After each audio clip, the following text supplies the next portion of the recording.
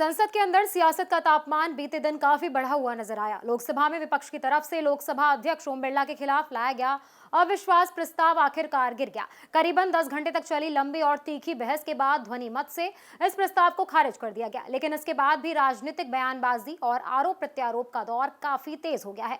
विपक्ष और सत्ता पक्ष के बीच टकरार इतनी बढ़ गई है कि आने वाले दिनों में संसद में और हंगामा देखने को मिल सकता है। दरअसल विपक्ष ने लोकसभा अध्यक्ष ओम बिरला के कामकाज पर सवाल उठाते हुए उनके खिलाफ अविश्वास प्रस्ताव पेश किया था। इस प्रस्ताव पर सदन में लगभग 10 घंटे तक लंबी बहस चली। विपक्ष के कई नेताओं ने स्पीकर की कार्यशैली पर सवाल उठाए और कहा कि उन्हें निष्पक्ष तरीके से सदन चलाना चाहिए। वहीं सत्ता पक्ष ने इस प्रस्ताव को पूरी तरह से बेबुनियाद बताया। बहस के दौरान केंद्रीय मंत्री अमित शाह ने विपक्ष और खासतौर पर नेता प्रतिपक्ष राहुल गांधी पर जमकर हमला बोला। अमित शाह ने कहा कि करीबन 4 दशकों बाद किसी लोकसभा स्पीकर के खिलाफ ऐसा प्रस्ताव लाया गया जो लोकतांत्रिक परंपराओं के लिए अच्छा संकेत नहीं है। गृह मंत्री ने राहुल गांधी की संसद में उपस्थिति पर भी सवाल उठाए। उन्होंने आंकड़े बताते हुए कहा कि राहुल गांधी की 17वीं लोकसभा में उपस्थिति लगभग 51% रही, जबकि राष्ट्रीय औसत 66% था। इसी तरह 16वीं लोकसभा में उनकी उपस्थिति 52% रही और 15वीं लोकसभा में करीबन 43% रही, जो राष्ट्रीय औसत से काफी कम थी।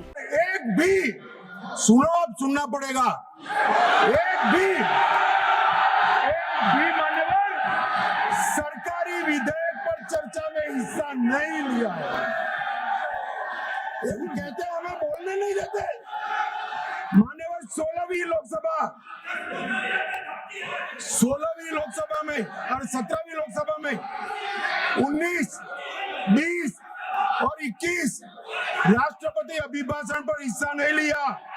18वीं लोकसभा 25 में केंद्रीय बजट पर की चर्चा में भाग नहीं लिया और मान्यवर उनकी पार्टी 4 दशक के बाद हम सब अफसोस कर रहे हैं ऐसा प्रस्ताव लेकर आई है।